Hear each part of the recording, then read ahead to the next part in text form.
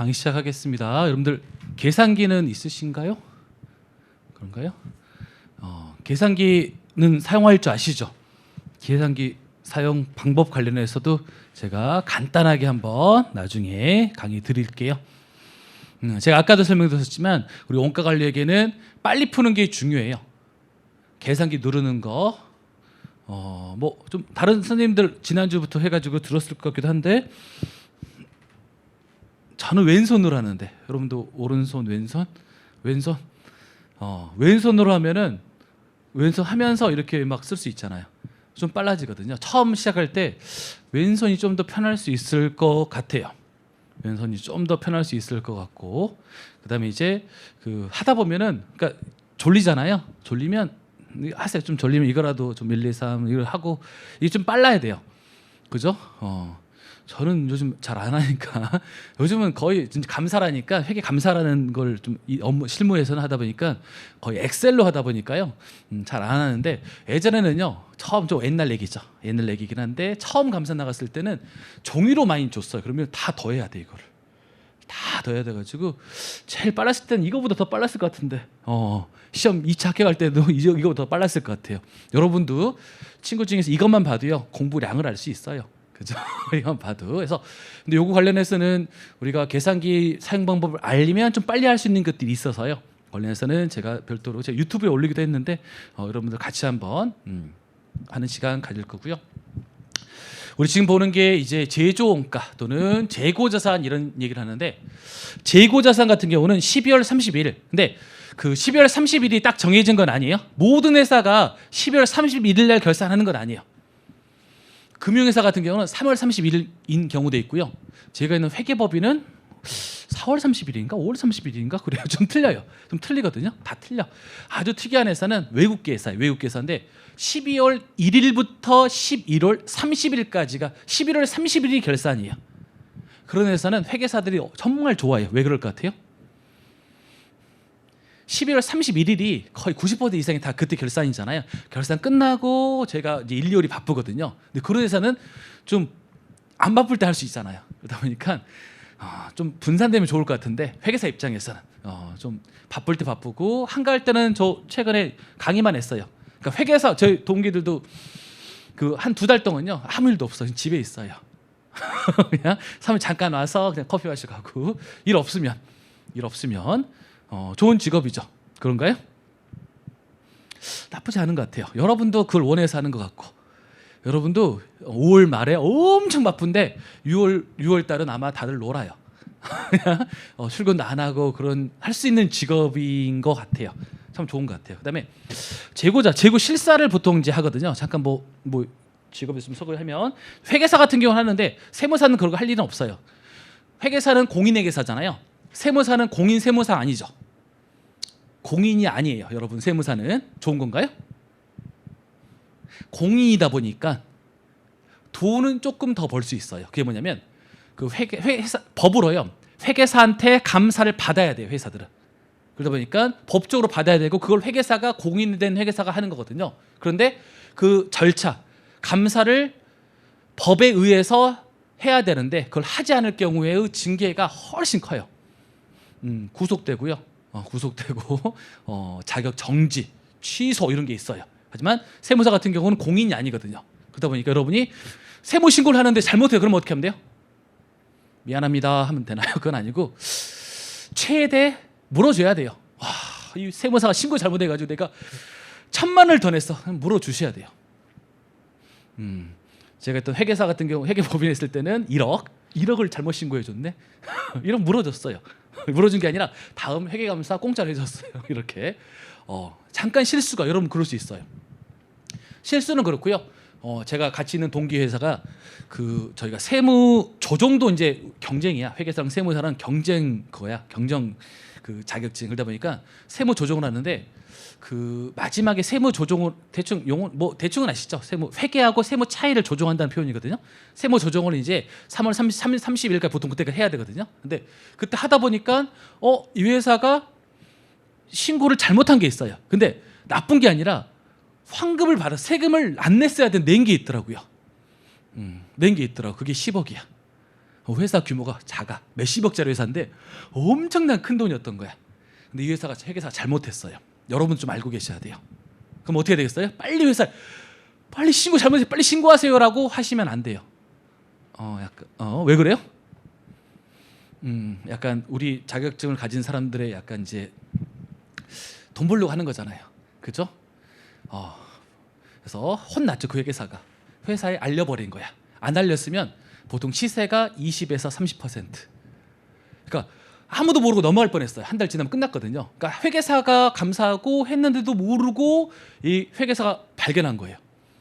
진짜 10억 돌려받았어요. 바로 한 달 뒤에. 근데 이 회계사가 말을 내버린 거야. 회사랑 얘기를 했어야지. 10억 정도 받을 수 있을 것 같은데 얼마 주실 수 있나요? 하면 해서 하는 게 업계의 그 암묵적인 룰. 여러분도 그럴 수 있는 거잖아요. 그 회계사가 잠을 못 잤죠. 내가 처음이 너무 흥분해가지고 이 회계사가 너무 흥분해가지고 바로 말해버린 거야. 결국에는 조금 받았어요. 조금 4% 4천만 원 한 번에. 작은 돈 아니죠. 그래도 원래는 2, 3억 받았어야 된대. 그 회계사 말로는. 후배 선배 회계를 물어보니까 야, 너 왜 그랬니? 업계 룰은 20, 30%야. 그러니까 그래도 여러분도 잘못하면은 물어줘야 되고 그렇게 해서 수수료 받을 때는 바로 말하지 말자. 뭐 배우는 것도 더 중요할 수 있습니다. 4천만 원이면 일반 그죠? 직장인들 일반 뭐 일여지 연봉일 수 이게 세후로 받는 거니까요. 세후니까 세전효과는 5천 엄청 커요. 바로 받는 거예요. 바로 그냥 받는 거야. 그래서 바로 받았죠. 그래서 대박 났어. 작년이구나. 작년 4월, 5월에 받았어요. 5월에 받았는데 그렇습니다. 우리 회계사들이 보통 기말에는 10월 30일 하는 것 중에 하나가 재고 실사예요. 지금 이거 관련되는 내용이거든요. 실사. 이 재고 자산이 맞는지 틀린지를 회사가 실사를 하는데 그걸 입회해서 진짜 맞는지 보는 건데 이게 좀 중요해요. 회사가 재고 자산 가지고 장난을 많이 치거든요. 장난친다는 표현은 우리 뭐라 부르죠? 분식이라는 표현 써요. 분식. 예를 들어서 회사가 제품 재고가 100억인데 150억으로 장부상에만 거짓말했어요. 그러면 이익이 얼마 늘어나요? 보통 그렇게 얘기하죠. 회계 공부 안 하면 대답하지 마세요. 회계 공부 안 하면 아니 50억이 덜 팔려가지고 제품 재고 늘어났으면 그만큼 안 팔렸으니까 50억만큼 그럼 손해 아니야? 라고 하지만 실질이 아니라 장부상에만 제품 재고를 50억 늘리면 이익은 얼마 늘어나요? 이익은 정확히 50억 늘어나요. 회계 원리에서 배웠죠? 라고 넘어가면 섭하죠? 그죠? 우리 매출원가는 우리 소개할 건데요. 매출원가라는 것은 기초에 얼마가 있었고 단기에 얼마 매입을 했고 기말에 언제 남아있으니까 얼마가 판매됐겠다 이렇게 계산한 거거든요. 그런데 그 매출원가를 다시 이 제품 재고를 늘린다는 표현은 그만큼 매출원가가 줄었다는 표현이에요. 간단히 소개하면 우리 앞으로도 해야 되는데 그래서 제품이라는 T 계정이 있어요. 전기에 아직 안 팔린 게 10이 있어요. 그러니까 전기에 안 팔려가지고 10만큼이 창고로 넘어왔어요. 그 다음에 올해 예를 들어서 100만큼을 생산했어요. 그러면 우리가 판매 가능한 제품은 110이거든요. 그 중에서 기말에 남아있는 게 예를 들어서 20만큼 남아있어요. 그러면 얼마가 판매됐어요? 90만큼은 판매됐다고 보는 거예요. 이걸 뭐라 부르냐면 원가라고 부르는 거거든요. 원가는 비용인 거잖아요. 마이너스야. 그런데 만약에 장부상에만 기말의 제품 재고가 만약에 50이라고 한다면 원가는 얼마가 되는 거죠? 원가는 60이 되는 거죠. 그만큼 비용이 늘었어요? 줄었어요? 비용이 줄었죠. 지금 우리는 기말 재고 자산을 30만큼 더 있다고 거짓말했고요. 그러다 보니까 비용이 30만큼 줄었어요. 따라서 이익은 30만큼 늘어나는 거예요. 따라서 쉽게 얘기하면 정리하면 이젠 여러분은 바로 이게 돼야 되거든요. 재고 자산을 장부상에 속이면 그만큼 이익이 늘어나요. 그러다 보니까 회사는 장부상의 재고를 속이려고 엄청 노력을 많이 해요. 그럴까요? 그래요. 따라서 회계사가 필요한 거거든요. 그래서 보는 거죠. 재고 실사 중에서는 뭐 재밌는 것도 있어요. 뭐 보통 이제 공장을 많이 가고요. 특이한 케이스는 호텔도 가요. 호텔에 재고 뭐 있어요? 침대라는 학생도 있더라고. 침대를 파는 건 아니잖아요. 그죠? 재고는 바로 그죠? 호텔에서는 음식을 팔아요. 음식 원재료가 재고고요. 그다음에 방마다 냉장고를 열어보면은 먹을 게 있거든요. 그거 다 공짜죠? 아니죠? 판매하는 거죠. 그거 다 재고예요. 뭐 그런 것들 재고. 호텔 재고 가면 좀 좋긴 하죠. 호텔 재고 가면은 그날 뭐 11월 31일이니 뭐 그때 갈 수도 있으니까 보통 연말에 방구하기 힘든데 좋은 호텔은 비싼 호텔만 감사받아요. 큰 회사만 감사받으니까. 그다음에 이제 좀 재밌어. 아쿠아리움 있죠. 아쿠아리움은 재고가 뭔가요? 물고기. 그죠? 물고기를 파는 회사인가요? 물고기를 보여주는 회사잖아요. 그죠? 물고기는 뭐예요? 자산 부채 자본. 자산이에요. 그죠? 자산 현금인가요? 아닌데. 매출 채권인가요? 재고 자산 팔 목적은 아니야. 그 뭘 같아요? 유형 자산이라고 불러요. 유형 자산. 그럼 재고는 뭐가 있어요? 아쿠아리움은 기프트샵에 있는 게 재고죠. 그죠? 그런 재고에 대해서 우리가 지금 배우고 있는 거예요. 재고. 또 원가 얼마인지 지금 같이 한번 배우고 있는 거예요. 볼게요. 우리 지금 아까 제조 원가의 흐름에 대해서 같이 한번 봤습니다. 이거는 제가 다시 한번 자세하게 이제 소개를 할 거고, 위에는 제조 원가의 3요소입니다. 이것만 해서도 시험 문제 나오기도 하니까 다시 한번 보도록 하겠습니다. 여기 용어가 좀 잘못 써졌네. 여기는 간접 원가가 아니라 노무 원가예요. 노무 원가입니다. 노무 원가. 교재는 안 그랬을 것 같은데 교재는 뭐 교재도 그러네. 23페이지 교재도 그러네. 여기가 노무 원가입니다. 노무 원가. 우리 아까 공장에서요, 지게차를 생산하기 위해서 필요한 게 첫 번째 재료가 있었고요. 그 다음에 노동력에 대한 인건비 노무 원가라고 불러요. 그 다음에 나머지 원가를 기타 제조 원가라고 했어요. 그리고 원가는 크게 세 가지로 구분할 수 있어요. 어렵지 않네. 재료, 그 다음에 인건비, 나머지 기타 등등의 원가가 있는데 이 원가를 우리 아까 직접 원가와 간접 원가로 구분했었는데요. 직접 원가는 직접적으로 추적이 가능하고, 간접 원가는 직접적으로 추적이 불가능한 원가. 그렇게 해서 떡볶이의 떡, 오뎅의 오뎅, 바로 직접 제로 원가예요. 직접 제로 원가, 다이렉트 머터리얼에서 DM이라는 약자를 앞으로 계속 볼 거예요. 직접 제로 원가 하나. 그러면 이런 문제 있었네요. 회계사 시험과 여러분들 회계사 시험 기출 문제와 세무사 기출 문제는 구분하세요. 그렇게 해서 회계사 시험 문제는 안 푸셔도 됩니다라고 하지 않을게요. 왜? 서로 시험 문제를 베껴요. 어느 정도냐면 그냥 최근에도 그랬고요. 계속 베껴. 그냥 과거 회계사 문제 한 10년 후에요. 숫자 바꿔서 그대로 세무사 시험 문제 그대로 회계사. 근데 세무사 시험을 회계사로 베끼는 것보다는 회계사 시험에 있는 거를 그대로 숫자만 바꿔서 최근에도 나와서 계속 나오고 있어. 그렇기 때문에 회계사와 세무사 기출문제 절대 구분하면 안 돼요. 출제하는 교수님은 똑같아요. 비슷한 사람들이 하기 때문에 회계사 기출문제, 세무사 기출문제. 근데 시험의 난이도가 뭐 잠깐 얘기하자면, 예전에는요 회계사 시험이 100이라면 우리 세무사는요 한 30, 40 정말 쉬웠어요. 좀 빨리 태어났으면 좋았을 텐데 정말 쉬웠어요. 근데 세무사 응시자가 점점 늘어나네. 정말 늘어나고 있어요.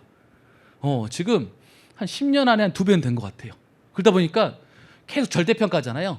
시험을 어렵게 만들 수밖에 없어요. 그러다 보니까 원가관리 회계가 이제는 회계사가 100이라면 한 70, 80까지 갔어요. 지금 그래요. 그러니까 별 차이 안 나요. 그러니까 회계사 어려우시면 회계사는 대신 지금도 그렇지만 문제가 좀 길어요. 문제가 길어. 푸는 과정 비슷한데 문제가 쓸데없이 길어요. 풀이 과정이 조금 긴 것도 있어요. 그러다 보니까 회계사 시험보다는 쉽지만 난이도가 많이 올라왔어요. 그중에서 회계사 1차 시험 문제입니다. 모든 재료 원가는 직접 원가이다. 이런 표현이 맞냐 틀리냐, 이게 시험 문제 나온 적이 있어요. 어때요? 아니에요. 간접 재료 원가가 있을 수 있어요. 우리 아까 포장마차에 뭐가 있었어요? 바로 간장이에요. 간장 같은 경우는 우리가 떡볶이 얼마, 오뎅 얼마 이렇게 직접적으로 추적하는 게 실익이 없다, 불가능하다 표현하거든요. 따라서 재료원가 중에서도 바로 간접 재료원가가 있을 수 있어요. 이해가 되시나요? 그 다음 노무원가입니다. 노무원가 모든 노무원가가 직접적으로 추적 가능한 건 아니에요. 일부는요 간접 노무원가인데 요거는 나중에 여러분이 뭐 알고 있어야 되겠습니다. 간접 노무원가로 쓰이는 표현 자체가 바로 감독관이에요.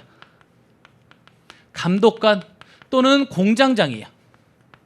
공장장이나 감독관은 모든 제품에 대해서 감독하고 관리하기 때문에 특정 제품의 원가에 얼마 이렇게 추적하는 게 불가능하기 때문에 이런 용어가 나오면은 간접 노무원가구나 이렇게 알고 계시면 되겠습니다. 그다음 노무원가, 직접 노무원가요. 직접적으로 추적이 가능한 원가입니다.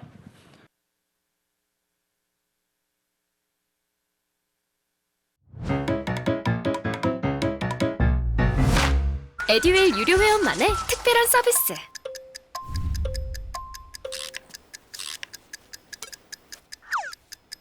하치하차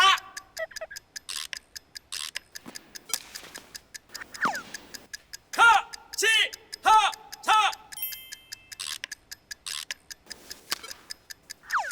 정답! 같이 하자 친구야 에듀윌 유료 회원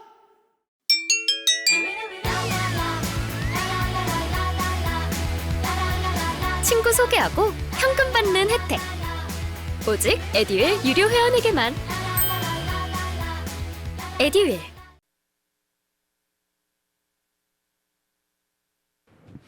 요즘 마스크를 쓰다 보니까 마스크를 벗으면 얼굴이 좀 생각한 거랑 많이 틀린가 봐.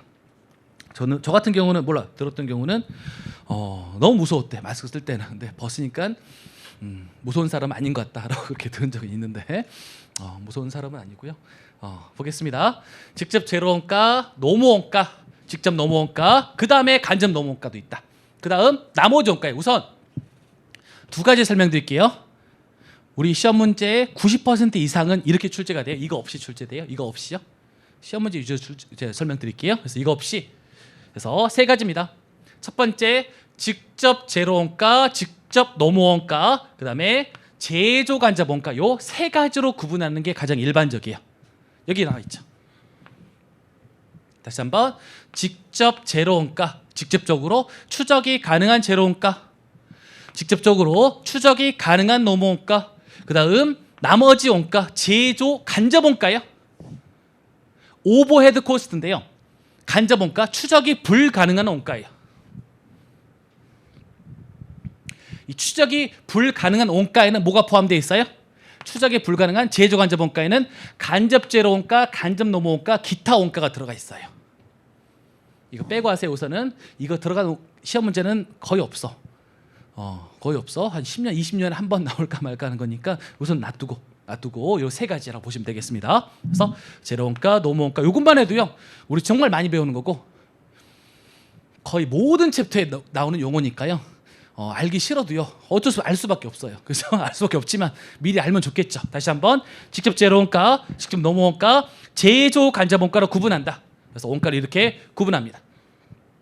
그런데 잠깐 듣고 입문 과정에서는 잠깐 듣고 흘려도 될 것 같아.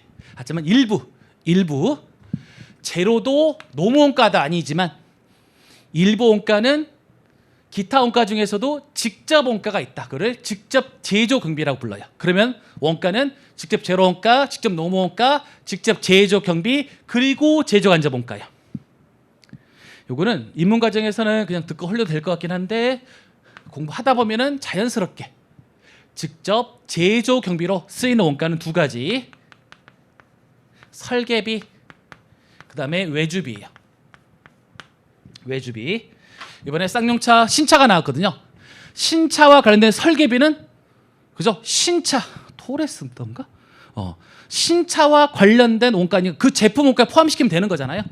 포함시키면 되는데 제로 원가, 노무 원가도 아닌데 직접적으로 추적이 가능해요.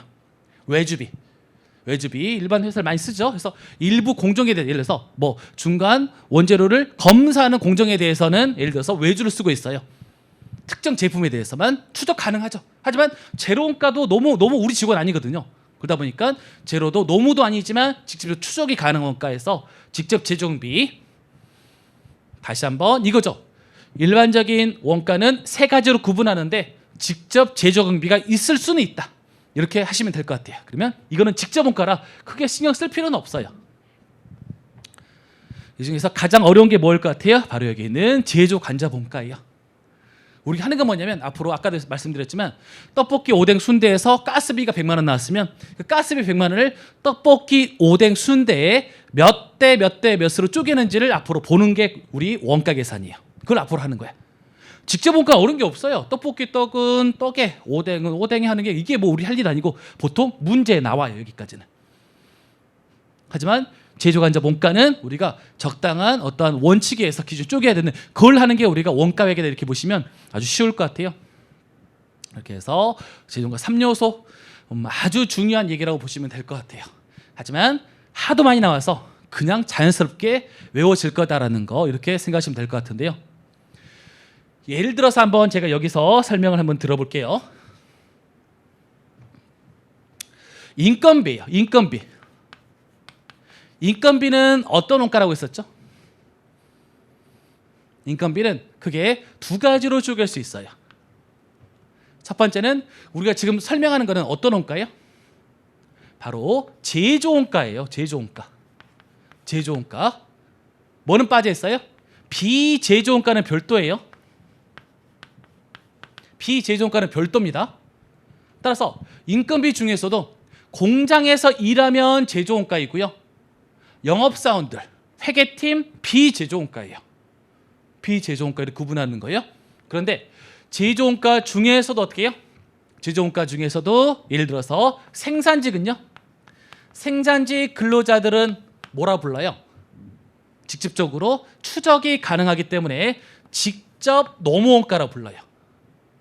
하지만 공장장 또는 감독직 또는 감독관 이런 표현이 있으면 제조 원가이긴 한데 직접적으로 추적이 불가능하기 때문에 어떤 원가라고 불러요? 바로 제조 간접 원가라고 불러요. 그 다음 비제조 원가 영업사원들이요. 영업사원들 같은 경우는 제조 원가는 아니고 비제조 원가로 이렇게 구분한다 이렇게 보시면 되겠습니다. 우리가 지금 하고 있는 원가의 구분은 제조 원가만 구분하고 있었어요. 비제조 원가는 별도예요. 별도. 그래서 모든 인건비가 노무원가는 아니에요.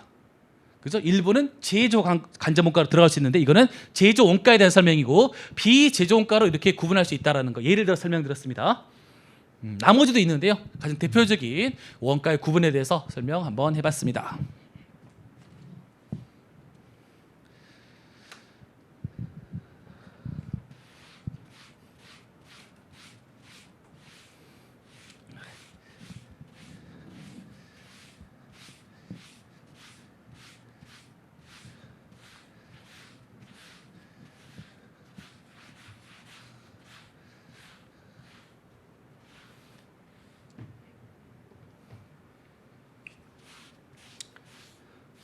실판이 아주 마음에 들진 않네요.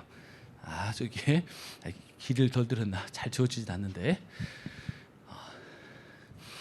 우리가 그 1장인데요. 보통 이제 교재 1장인데 요게 이제 시험 요걸 여러분이 하셔야 돼요. 요걸 여러분이 이제 앞으로 해야 되는 과정인데 이거 하기 전에 우리 교재에서 요거 잠깐 볼게요. 23페이지 제일 아래 23페이지 제일 아래 보시면은 뭐 구분 나와 있죠. 다시 한번 이거 보는 거예요. 직접 제로원가, 직접 노무원가, 제조 간접원가 이 세 가지만 생각하세요. 우선은 이 두 가지를 뭐라고 부르냐면 직접 제로원가, 직접 노무원가에서 이 두 가지를 직접 원가라고 불러요. 직접 원가라고 불러요. 또는요 중요합니다. 기초원가 또는 기본 원가라고 불러요. 영어로는 프라임 코스트예요.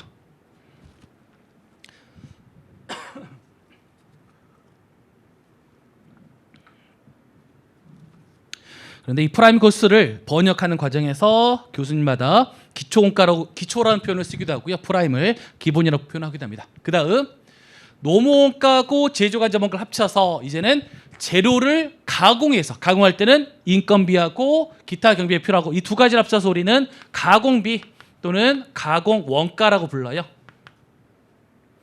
가공원가. 영어로는 컨버전 코스트인데요. 컨버전 코스트는 전환 원가라고 부르기도 합니다. 전환원가.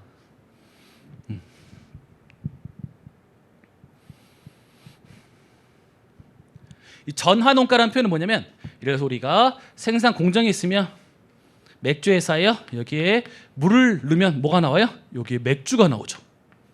물이 맥주로 바뀌죠. 그죠? 이 전환시키기 위해서 뭐가 필요해요? 그러기 위해서는 사람들, 인건비, 기타 등등의 비용이 발생하고, 우리가 재료가 투입되면 이렇게 맥주라는 제품이 이렇게 생산되거든요. 그래서 재료를 제품으로 전환시킨다, 이렇게 보시면 될 것 같아요. 그러기 위해서는 인건비하고 기타 등등의 경비가 필요하다. 이렇게 해서 전환원가라고 부르고, 컨버전 코스트, 약자 많이 써요. 컨버전 코스트에서 CC라는 표현을 많이 써요. CC에서 가공원가 또는 전환원가다. 우리 원가회계에서는 정말 일장이라고 표현하는데, 지금 하고 있는 부분이 중요한 게, 용어 정리만 잘하시면요 어렵진 않은데, 처음에는 외울 게 많죠. 생각보다는 외울 게 많아서요. 이것도 뭐 익숙하지 않으니까, 그래서 요 용어도 정확히 알고 있으면 좋을 것 같고요.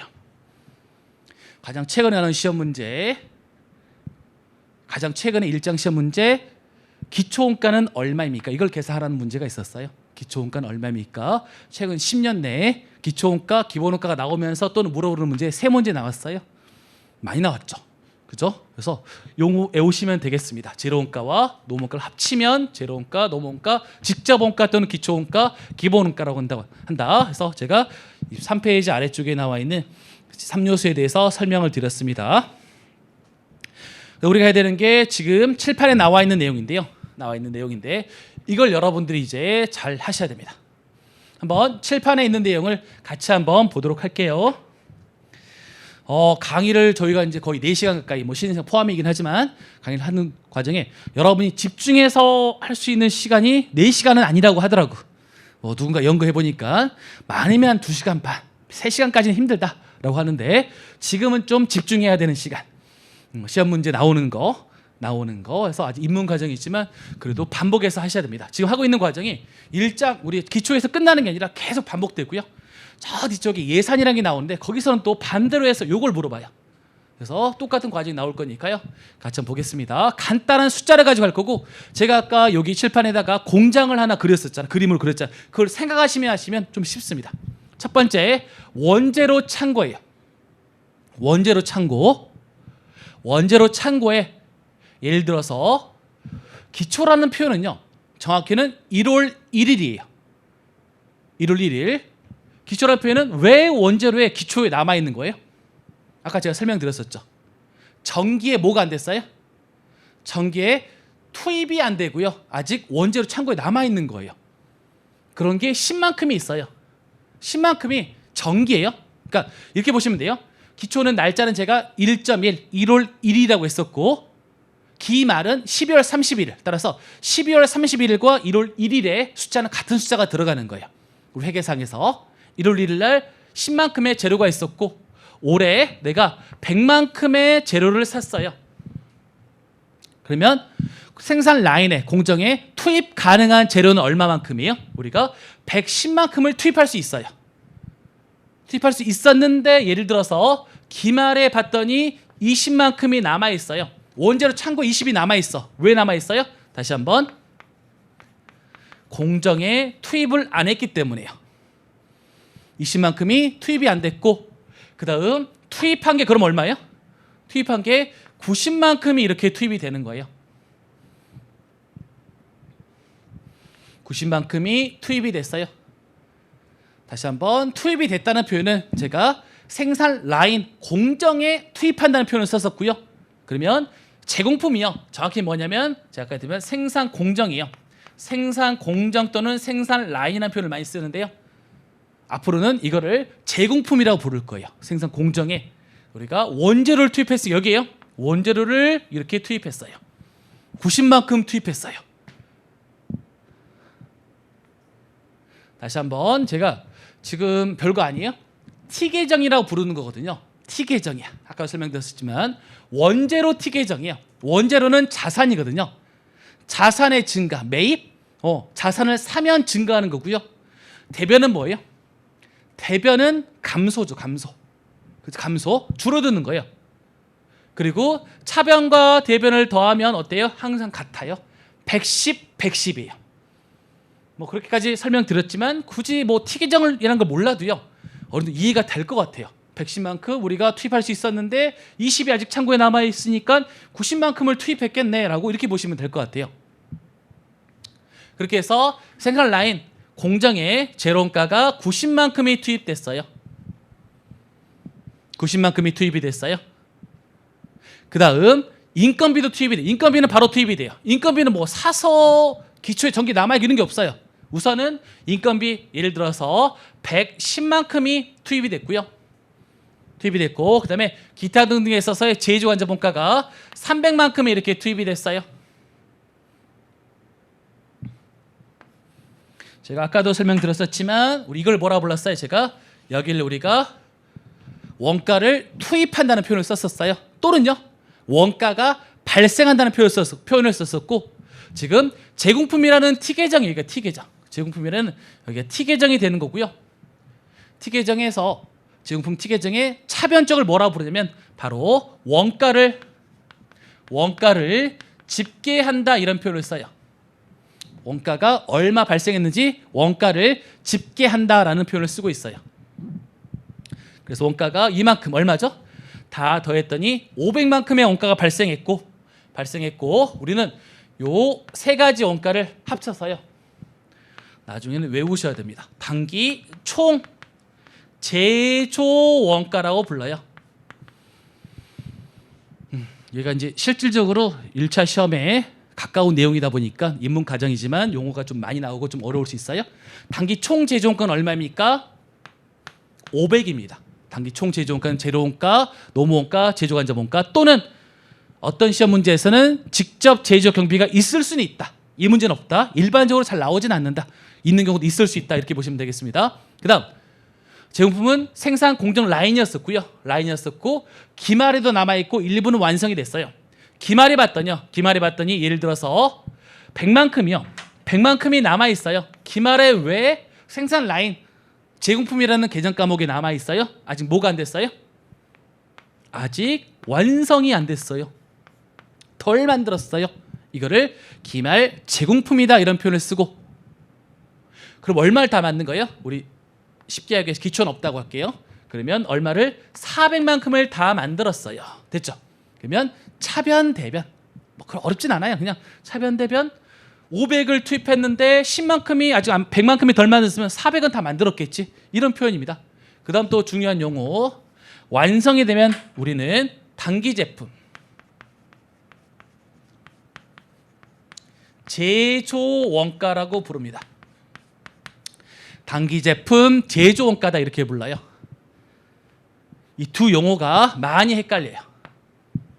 다시 한번 왼쪽은 원가 집계 단기에 발생한 원가는 다 합쳐서 500원 단기 총 제조 원가예요. 다 만들었나요? 아니에요. 이 중에는 일부는 덜 만든 것도 있고요. 일부는 다 만든 것도 있어요. 다 만들었어? 그러면 다 만든 원가가 얼마인데 해서 단기에 다 만든 제품의 제조 원가예요. 완성이 돼야지만 제품이라는 표현을 쓸 수 있거든요. 다 만들었어? 단기에 다 만든 완성된 제품의 제조 원가는 얼마입니까? 단기 제품 제조 원가 얼마입니까? 이런 것도 물어봐요. 400이요. 우리 할 일은 뭐냐면 앞으로 이걸 할 거예요. 앞으로 이렇게 집계도 원가를 완성과 기말로 쪼개는 일을 할 거예요. 그래서 이거를 원가를 배분한다 이런 표현을 써요.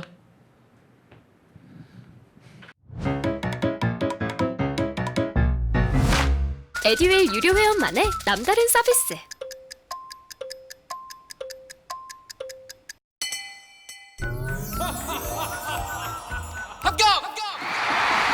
합격하고 돈도 받는 혜택. 오직 에듀윌 유료 회원에게만. 에듀윌. 무료 합격!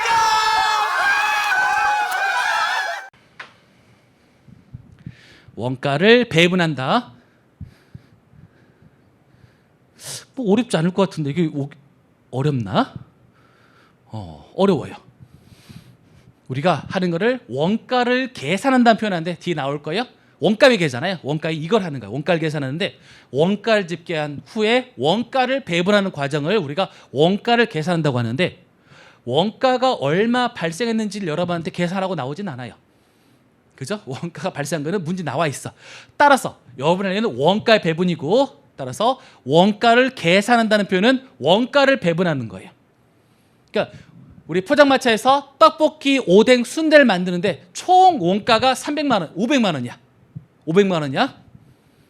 그렇게 해서 완성된 떡볶이, 오뎅, 순대, 아직 덜 만든 오뎅, 순대. 순대 다 만들었겠다. 보통 사오니까 오뎅과 떡볶이를 덜 만들었네. 그 원가 얼마인지를 쪼개는 과정이에요. 쪼개는 과정. 이거를 몇 대 몇으로 쪼갤 건지. 아니 떡볶이, 오뎅은 어려운 게 없는데 뭐가 어렵다고요? 제조 간접 원가. 가스비 100도. 뭐야 이거를 떡볶이 얼마, 대표인데 얼마, 순대 대표인데 얼마 쓰는지를 이거 어떻게 측정이 불가능하거든요. 어렵거든요. 이거를 어떤 기준에 의해서 쪼개는 과정. 이걸 우리가 하는 게 원가 회계다. 이렇게 보시면 되겠습니다. 그 다음 다 만들었어요.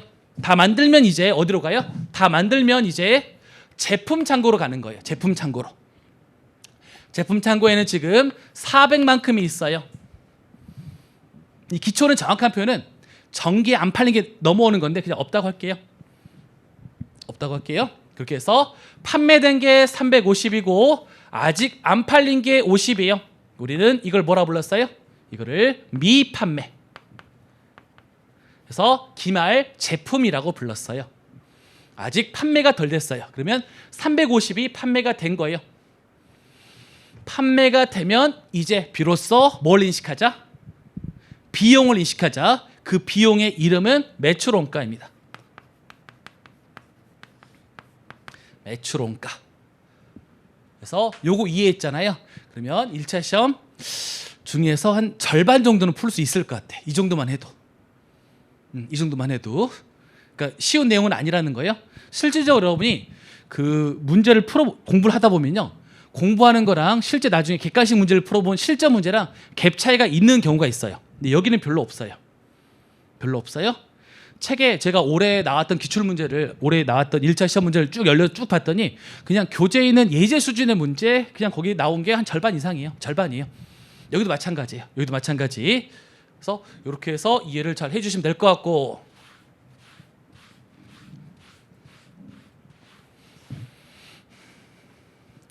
제가 한번 막 회계를 얼마 안 됐으면 스트레스 받을 수 있겠지만 한번 재무제표를 작성을 해볼게요. 재무제표 첫 번째 손익계산서입니다. 포괄손익계산서 매출액. 매출액은 지금 여기에 안 나와 있거든요. 제가 그냥 500이라고 해볼게요. 500. 그러면 우리가 궁금한 게 뭐냐면 바로 매출 총이익이라고 부르는데요. 총이익이라고 부르는데 이거 얼마인지 한번 보려고요. 그 아래는 참고로요. 참고로 판매관리비 빼면 뭐가 나와요? 이게 영업이익이거든요. 아직 암기 안 되시면 뭐 그냥 보세요. 그냥 자연스럽게 외워져요. 스트레스 받지 마시고 자연스럽게 외워지니까 이때 우리가 계산하는 게 바로 매출 원가가 여기 들어가거든요. 그러면 제조 기업에서의 매출 원가가 얼마인지를 계산해야 되고 요게 여기에 들어가는 거예요. 그래서 여기가 350이에요. 원가니까 마이너스. 그렇게 해서 매출 총이익 얼마? 150이요. 이걸 계산하는 과정이에요.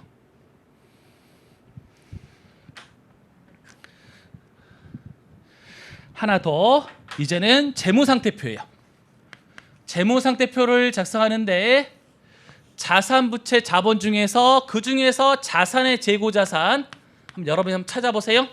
그래서 제품이 얼마고 우리 12월 30일 남아있는 아직 덜 만든 제공품이 얼마고 원재료가 얼마인지 이렇게 해서 재무상태표를 작성해야 되는데 요 숫자를 찾는 과정이에요. 그럼 여기 보시면 이게 뭐예요? 제품, 제공품, 그 다음에 원재료가 되겠습니다. 그러면 제품 얼마요? 여기 50 쓰시면 돼요. 제공품이요? 100이에요. 그 다음에 원재료가 얼마요? 20이죠. 이렇게 해서 우리가 다시 한번 우리가 지금 하는 건 원가회계고요. 원가회계는 제조기업에 있어서의 재무제표를 작성한 게 목표고 그렇게 해서 매출원가 그 다음에 재무상태표에 있어서의 재고자산 이렇게 작성을 해봤습니다. 그래서 우리 하나의 목표를 달성한 거예요. 이걸 한 번 듣고 이해했다, 시험 문제 풀 수 있다, 그럼 좋을 것 같고요. 그래서 이거를 반복해서 공부하는 것뿐이에요. 일장에서 이거 더 이상 없어요. 조금씩 응용되는 게 있거든요. 그것만 추가로 배우는 거지. 용어는 엄청나게 오늘 많이 배운 것 같은 3시간 됐는데 용어는 정말 많이 배운 것 같아요. 그래서 하지만 회계 원리에 나온 용어도 있고요. 그다음에 추가적으로 배운 용어도 있고. 문제 내볼까? 회계 원리인데 왜 제품, 제공품, 원재료 중에서 제품이 제일 위에 있을까요? 이 순서 뭔지 아세요? 자산에서 나열의 순서가 뭐예요? 위로 올라갈수록 뭐가 쉬워요? 위로 올라갈수록 현금화가 쉬운 게 위로 올라가요. 현금화 쉽다는 표현이 뭐냐면 원재료는요, 이거 생산 공정에 넣어가지고요 만든 다음에 판매해야지만 돈이 되거든요. 하지만 이 제품은 다 만들었잖아요. 판매만 하면 돈이 바로 들어오는 거야. 따라서 제품하고 원재료 중에서 현금화가 쉬운 게 뭐죠? 제품이죠. 따라서 위에 있는 거예요. 재고자산 바로 위가 뭐예요? 매출 채권이에요. 얘는요 이미 제품 아직 판매 안 됐잖아. 얘는 판매 다 됐어. 이제 돈만 받으면 돼요. 따라서 현금화가 더 빠르지. 더 빠른 게 있어요. 뭐예요? 현금이에요. 현금은 이미 현금화가 됐거든요. 현금 및 현금성 자산인데요. 현금. 따라서 재무상태표에서 위로 올라갈수록 현금화가 쉽다 이렇게 이해하시면 돼요. 쉽다. 현금화가 빨리 되는 게 좋죠. 뭐 시험과 관계없을 수 있겠지만 위로 갈수록 현금화가 쉽기 때문에 기업 입장에서는 좀 안정적이에요. 그죠? 빚도 갚아야 되니까. 하지만 현금을 많이 갖고 있어요. 아래가 많이 없어. 그러면 이 회사 입장에서는 뭔가 돈을 벌어야 되는데 현금만 많이 가지고 있으면 돈 벌 기회가 없잖아요. 그죠? 그래서 뭐 나중에 유형자산이나 이런 거 가지고 돈을 벌어야 되니까. 그러니까 위로 올라갈수록 안정적이다. 현금화가 쉽다. 아래로 내려갈수록 현금화가 어렵다. 대신 나중에 돈을 많이 벌 수 있다. 벌 기회는 더 많다. 이렇게 뭐 보시면 되겠습니다. 그래서 우리 지금 하는 게 조금 중복돼요. 뭐랑요? 회계 원리랑. 그죠? 이거 회계 원리예요. 회계 원리 얘기고.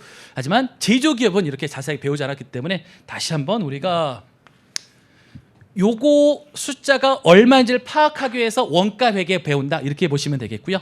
그다음 다시 한번 설명드리면 판관비라는 게 있는데요. 우리 원가를 크게 구분할 때 어떻게 구분했었죠? 제조원가와 비제조원가로 구분했었고, 물어볼게요. 제조원가는 항상 매출원가를 통해서 비용화된다. 맞는 표현일까요? 우선은 맞는 표현. 그래서 매출원가는 제조원가. 비제조원가는요, 여기 있어요. 비제조원가는 판매 관리비, 보통 판매비 및 관리비라는 표현을 하는데 판관비라는 표현을 가장 많이 쓰는데요. 판관비는 바로 비제조원가는 바로 판관비를 통해서 이렇게 비용화돼요. 차이는요, 이 매출원가는 판매 시 비용화되고 판매 관리비는 발생한 즉시 비용화된다. 그 차이가 있을 수 있겠습니다. 그래서 여기까지 해야지만 풀 수 있는 문제도 한번 나온 적은 있어요. 좀 예제 좀 나오긴 하는데, 그래서 여기까지 알고 있으면 풀 수 있는 문제까지 한번 설명을 드려봤습니다. 제가 지금 설명드린 게 첫 시간이라서요. 정말로 저는 많은 걸 알려드리고 뭐 하고 싶지만 체합니다. 그다음에 어렵다는 학생도 일장에 어렵다는 학생이 꽤 많았어요. 꽤 많았기 때문에 회계 원리를 막 시작한 학생들이 좀 있어서 제가 같이 하다 보니까 좀 천천히 하고 있고요. 전 여기까지 강의한 것 같아요. 단기 총 제조원가 제가 설명드렸고요. 그다음 단기 제품 제조원가 어떻게 계산돼요? 기초 제품은 우리 문제 없고요. 단기 총 제조원가 얼마요? 500이죠. 여기서 뭘 빼면? 기말 제공품을 빼면 얼마가 돼요? 단기 제품 제조원가가 400이 나온다는 표현이에요. 매출원가는요? 기초는 없고요. 단기에 생산된 거 단기 제품 제조원가라고 했었고 요게 400인데 아직 기말에 판매가 안 된 게 50이 있죠. 따라서 매출원가 얼마? 350.